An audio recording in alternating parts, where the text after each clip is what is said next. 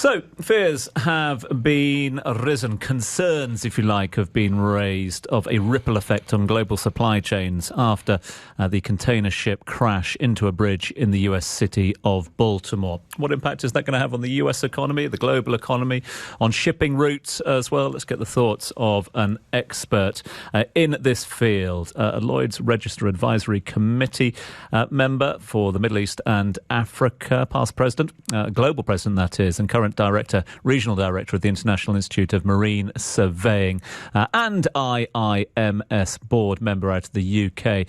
The managing director of Constellation Marine Services is Captain Zarir Iràni. Captain Iràni, thanks so much indeed for joining us. Thank you very much, Tom, having us again. Every single news outlet around the world is, with good reason, carrying the stories of the Baltimore accident and incident. For those that are still a little bit sketchy about what happened, or not so much what happened, but how it happened, how did it come to be that a ship, a large tanker, a large supply tanker coming out of a busy port collided with a bridge? What's your understanding? I appreciate that investigations are ongoing. Thank you very much, Tom. This is a container ship, and container ship carrying about 100. It was a 938 feet long, almost 300 meters, and although it looks full, she had a lot of empty containers on board, and these empty containers actually were coming back to China, and that's what happens.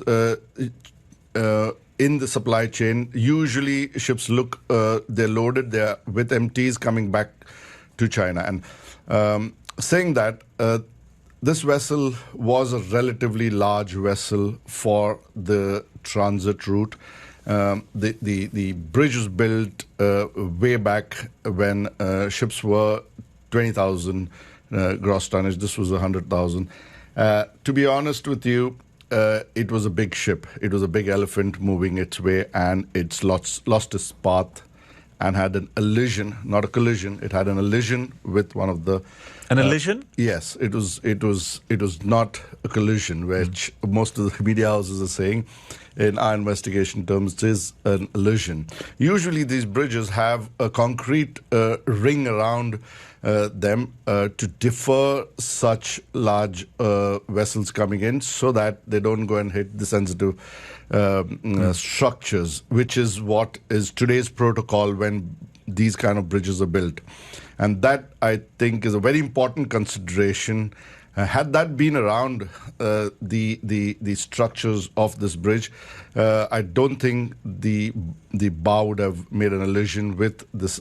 What's the difference between an elision and a collision? Elision is just clips, yes. And that, if you see the pictures aftermath early morning when they were taken, it's the bow edge, just the flare of the bow, which is just clipped on the pillars, and that's what brought it down. Obviously very dramatic and obviously very tragic elision into the bridge. The bridge has been completely destroyed. I mean, the reconstruction of the bridge, we tell, is going to go north of 600 million. But what about the knock-on effects for trade? Obviously, we've got those we've got those containers on the ship itself, but as you said, the majority of those are empty. But we also know that trade into and out of what is one of the busiest ports in America is, for all intents and purposes, shut at the moment. Yep. Is that going to have a knock-on effect?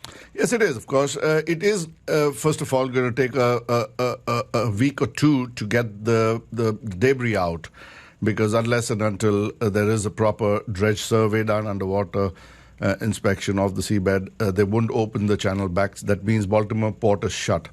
And as what I understand, it is one of the very large ports which imports a lot of cars into the US, particularly from the European continent.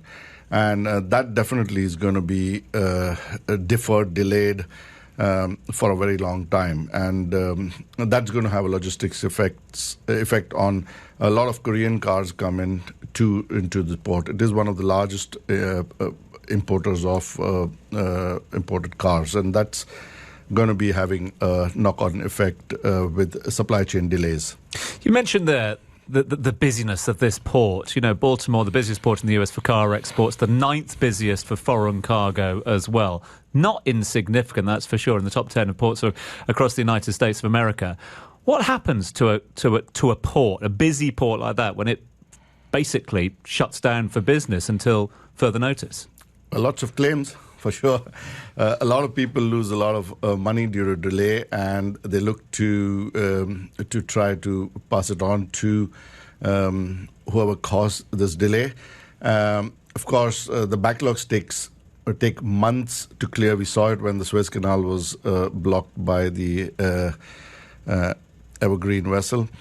Saying that, in my view, it is never going to be the same again, because this bridge is going to be at least 2 to 3 years before it can come back. And most of the workforces on the other side of the bridge, they'll have to come around, and there will be delays. And even if they do come around, there's not going to be much movement in the port for at least the next couple of months, if not more. So impact on the local and the regional economy, obviously, for Baltimore. Knock-on impact for the US economy as a whole, especially when it comes to car and other exports and imports. What about the global economy? Will it have a knock-on effect? Obviously, we know that there is pressure on the logistics and shipping and maritime industry at the moment. Is this the last thing they needed? Yes, this is definitely the last thing they needed. Listen, these elisions and contact with bridges have been happening for years. There have been not so serious, but incidents around the world, which we have all the time seen, I would say, at the rate of one every couple of months. They never get so serious. We've got bridges up in Dubai, and we see small boats having elisions through them and getting on with life.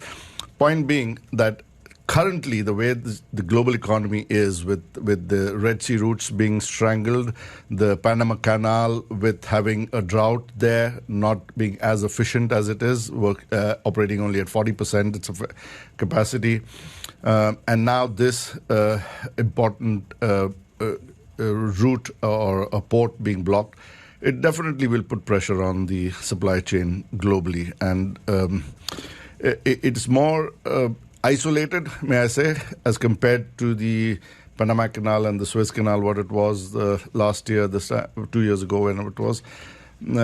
It's going to be more focused, a bit more concentrated on the east coast of the U.S., so to say. But as you predict, you reckon that the lawyers of Baltimore might be busy men in the coming months? They're already, I think, looking at very expensive properties and looking at nice, expensive holidays already. They must be rubbing their hands and thanking their stars. But I would say that most prominent lawyers in and around Baltimore and the U.S. jurisdiction would definitely get busy on this one. We will watch this space, that's for sure. Captain Iràni, thank you so much indeed for your take on this one. Thanks for your expert insight into the latest out of Baltimore. Those are the thoughts of Captain Zarir Iràni, who's the Managing Director of Constellation Marine Services. Your ARN News.